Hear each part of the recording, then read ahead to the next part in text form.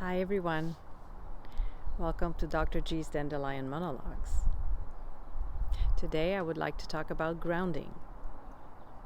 Grounding is an important stress management technique that brings us back in the moment.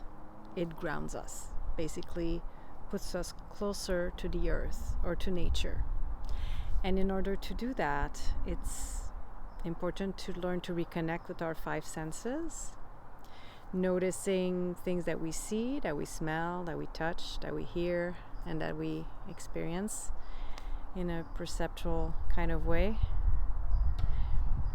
And a technique that could help with that is what I call the sensory countdown. Like, you name 5 things you can see, 4 things you can touch, 3 things you can hear, 2 things you can smell, and 1 emotion that you are feeling.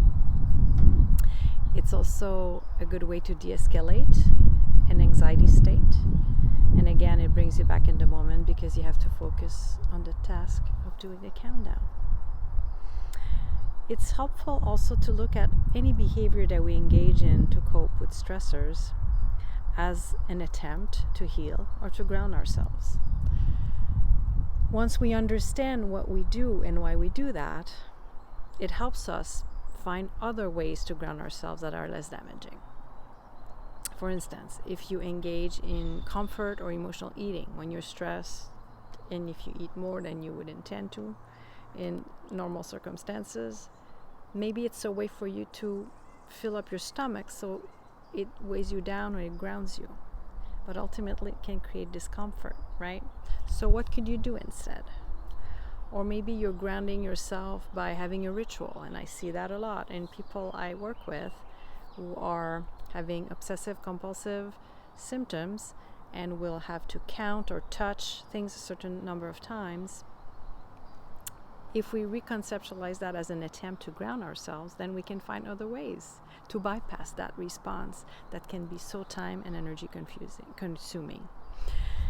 So these are some examples of grounding, but of course walking is a very accessible and healthy one. When you ground yourself as you walk, you are more in the moment, and it happens by paying attention to each step that you take. Once you put one foot in front of the other on the earth, you ground yourself. You're more grounded. You literally have your feet on the ground. Doing so in a static position is fine too, near a tree, for instance, or having barefoot touching the earth. That's another example. Any movement is another grounding way because it brings you back in the body, therefore in the moment, because we live in our head a lot, right? I don't know if you noticed. So that's the grounding approach, and that can be very helpful to develop or expand the repertoire that you have to ground yourself. Other simple ways that are kind of creative that I noticed about myself that I invite you to develop as well include things like putting my hair in a ponytail. I feel the weight of my hair in the back of my head, and that in itself is grounding. Another way is wearing something around my neck all the time, or in my ears, especially dangly earrings. That is grounding too because of the gravity. It grounds me. I feel the weight. There's a sensation that brings me back in the moment. Journaling is another form of grounding technique. Think about it. Feeling the pen as you land words on the page, feeling the softness of the paper. That is grounding. That solicits and engages the senses. And especially if you write about something emotional that you're trying to process, that brings you back in the moment because you leave it on the paper. And also, of course, connecting with the 4 elements of nature, such as water, fire, and air, and earth. Expand on that because these are other ways that can help ground yourself.